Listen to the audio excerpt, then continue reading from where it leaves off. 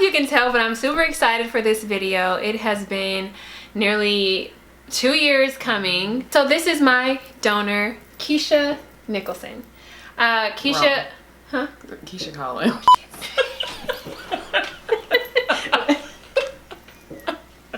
Damn, I don't know you at all.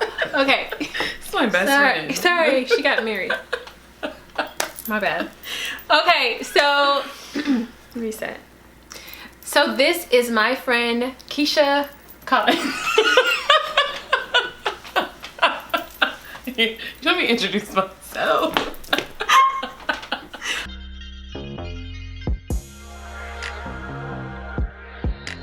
And make sure you don't forget to click. So now you can officially put a face to a description.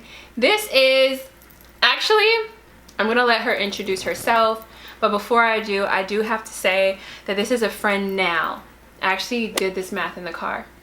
So June of 2003 is actually when I first met you, right? We started school in August of 2003. That was my freshman year of high school, but we started summer training in June. So this month, it is officially 20 years. 20 years. We are old. It has officially been 20 years since I met her. So I want her to introduce herself and say anything that she'd like to say about this experience. Okay, so my name's Keisha Collins. As she said, I've known her for 20 years now. And I have 5 children. I have 2 sets of twins. I'll be 36 this year. And I'm just really excited to be here and tell a little piece of my story. Yes. So we actually met as basketball players. So we both went to Northeast High School. Keisha was already there as somebody who established herself as an elite basketball player in our district. So I was coming in, she was an upperclassman, and not instantaneously, but very quickly, she took me under her wing, and then our friendship kind of blossomed from there. And now, 20 years later, she has given up her body in order for me to live. This is something I've discussed multiple times throughout my channel in various videos, and how important her part has been, almost crucial to my life. And so I'm so extremely grateful. Now I know I have said that we are going to do the Selena Gomez part 2 video, which we are going to do, but I think it's more appropriate that we have a talk about our experience as to what we went through in the donation process. So I have been saying I was going to do the paired exchange video for almost 2 years now. So now today will be the paired exchange video, and I'll do the part 2 of the Selena Gomez video. So as you know, Keisha donated her kidney on my behalf. Her donation process actually secured me an earlier position in the paired exchange program. So because I had her on my side willing to donate a kidney for me, I was able to receive my transplant way faster than what I possibly could have. So I want her to kind of explain her experience and why she decided to donate, what her experience was like donating, and how you're doing now. Well, first, to answer the first question, the main reason why I did it is because I wanted you to live. Like, that was big for me. That's one of the biggest questions I get is, you know, why would you do something like that? And you had 5 children, because all my children were born at the time. So that was huge. Biggest thing for me was I just wanted to make sure that you had a quality of life. And I had witnessed those 3 years prior, just the struggle that you went through just in everyday life. And to be the age that you are and that you were back then, I just didn't feel like that was fair for somebody who had so much life left to give to be struggling so much. So for me, who's already been married and had my children, I would want that same thing for you. So, wow.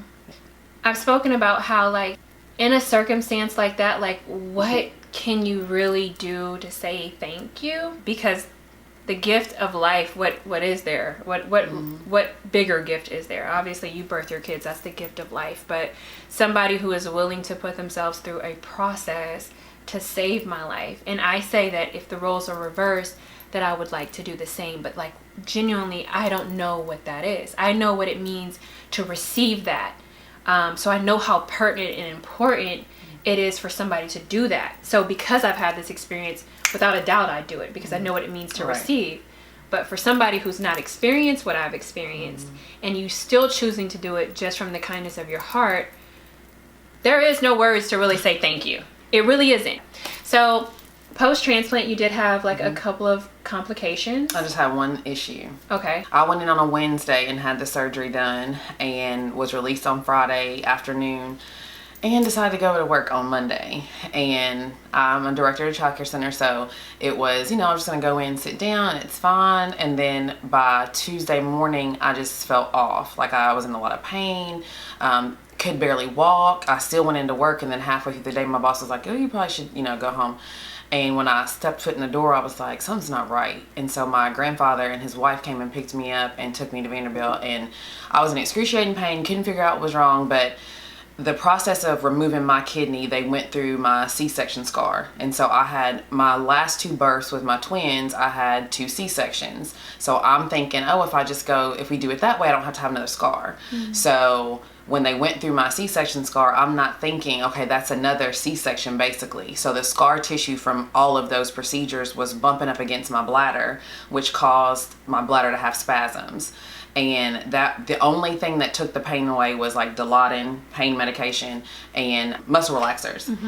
And I was in the hospital for from Monday to Friday, just getting that, like doing testing to make sure that my kidney, the one kidney that I had left, was okay, and that was an issue. I was still making urine. And then finally, like about Thursday morning, we found out that it was my bladder. But outside of that, I have been fine. How long did you endure the complications? I missed 2 months of work during that time. So I feel like just that week kind of set me back just a little bit. But again, that was because I went back to work, and you're supposed to be at home for 6 weeks. And I don't feel like pressured. I wasn't pressured to go back to work. That's just me. That's my mentality. Like, I have 5 kids. I got to get up. They got to see me moving. And I just pushed myself too hard. And outside of that, it was a regular 6-week recovery. Their father helped me, getting in and out of the bathtub, fixing my meals, taking care of the kids.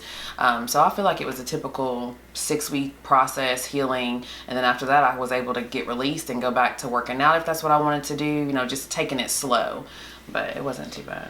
I want to emphasize that Keisha said that she has 5 kids. She has 2 sets of twins. And those twins are 2 years apart? They are 20 months apart. So not even 2 years apart. And then she has now Maddox is how old? 10. A 10-year-old. So she basically has 4 young children running around and a child at the time that's under the age of 10. So I think he was like 8 or 9 or okay. So he was 8 at the time. Also, while dealing with being a donor in the recovery of that surgery, that's just incredible. So what would you say to somebody who's thinking about donating their kidney? Like what advice would you give? What validation could you give to the feelings of them possibly being like, oh my God, I'm too scared to want to do that? It's okay to not be giving a kidney or giving any organ or going into an elective surgery to save somebody else is not required of anyone. And you shouldn't feel bad if you say that that's not something that you want to do. It's not for everyone. So what is something that you feel like you could say to someone who is either getting ready to donate or is thinking about it? One of the biggest things for me was, I think during the whole 3-year process, like going and getting tested and, sitting having conversations, they make you talk to a caseworker, a social worker. They want you to sit down and make sure that nobody is paying you to do it. Like you don't feel pressure to do it. Like this is your choice. And that conversation kept coming up every single time. And I don't even know if I shared this with you, but during that time, it never really hit me like what I was getting ready to do. All I'm thinking is, I'm, just going for this blood work, this testing, whatever. I'm saving my friend. Like, it's fine. It didn't hit me until Tuesday night when I got dropped off at Vanderbilt and I'm in this hospital room by myself because my kids couldn't come. Their dad wasn't there. You couldn't come because you had just had your surgery a couple weeks prior. And I'm sitting in this hospital bed and I'm like, what am I getting ready to do? It wasn't that I second guessed it because I knew I was going to go through with it, but I didn't. All these people had been saying, you have 5 kids. Like, what if something happens? What are you going to do? And none of that hit me until that night. And I remember just laying there and the nurses kept coming in. Oh, you want to turn on a show? You want to watch TV? And I'm thinking, no, I need you to get out of here. I have to get on my knees and pray. I need to talk to God because I don't think during this whole process I really thought about it. And that night was the scariest night for me, because everything, all the emotions of those 3 years had hit me that night at once, all at one time. And all the thoughts that every negative comment that every person said, like, you shouldn't be doing this because you're a mother, you have young children, everything started like rushing in. But not one time did I think, I gotta get my bag and get out of here. Like, this is not where I'm supposed to be. I didn't feel that way. I just felt like, and I did tell you this, I felt like for all the testing that we did for that 3 years and all the different databases that you had to be put in, for it to come down to me being able to donate, I think I kept telling myself, if it wasn't meant to be, it wasn't going to happen. Like, we would have known months prior. So to get the phone call like, okay, you have a kidney now, Keisha, you're scheduled for this date to donate your kidney to somebody you don't even know. For all of that to happen, I didn't see or believe that God would allow us to get that far and then my life be taken. So that's why I could, even though I was scared to death that night, I just kept going back to, God's got me. Like, it's going to be okay. He wouldn't allow us to go through all we went through those 3 years, which yours was 10 times worse than what I went through. Not necessarily. But I just felt like, and people would ask me all the time, and I would say, I'm not afraid in that aspect because I know God's got me. He wouldn't allow me to give you life, give you your life back just to take mine. I just couldn't believe that. Right. So just that night was really scary, but I think the biggest thing is just making sure that you're doing it for the right reason. Like, I didn't do it to be able to say, girl, you owe me. Like, you owe me your life. Like, I didn't do it for that reason. I did it because I wanted you to have a life. And that was the biggest thing. Just being able to take a step back and really knowing, am I doing this because I want something in return? Or am I doing this because I really just want to save your life? So I think that would be the number one thing. But during the process, you have so many different people talking to you, like healthcare professionals talking to you and making sure, like, you have this lined up. Like, what is your plan after donation? Like, what are you going to go home to? And that's what they kept asking me. Like, you do have 5 small kids. Like, who's going to be there to help you? So that was huge. And I just think that the biggest thing is just making sure that you are doing it because it's something that you want to do. Not because you've listened to our video or you've read about it, you think it's a good idea, because it is a huge step. You just have to make sure you're doing it for the right reason. I do want to add with that, if you're thinking about donating and medical cost comes into play, the actual person who is the recipient of that, because she, like I said, I consider her my donor because our whole process went entirely through my insurance. So would you say that there were any, like, you were out of work for a while, so insurance doesn't cover that, right? But outside of that, were there any things that you had to come out of pocket for, or any costs that you feel like, I mean, just honestly, like, truly put a damper on the situation? No, not at all. Even when I went in, you know, after I had the surgery and then went home, came to work, and then went back into the hospital that week, your insurance or who, you know, whatever that was set up, that's what was ran for. My insurance didn't cover anything. I didn't come out of pocket. I didn't pay a copay. Like, at the emergency room, like, they literally took me back and everything was taken care of. And I know that time, which back then was kind of a blur, I know I was in the hospital for at least 5 days.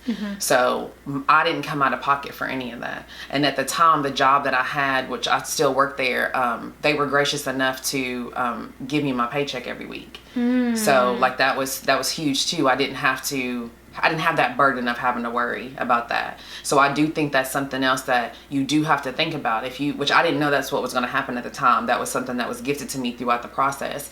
But I was under the impression that I'm out of work for 2 months. Like, that's just what it is. But I knew going into it, I had to save and put things away. I think that's big. Whether you have kids or not, whether you have a family, you have to make sure that there may be complications that set you back a week or two. So are you prepared, you know, to be able to take care of that financially? So that is something else that, you know, you definitely want to take care of.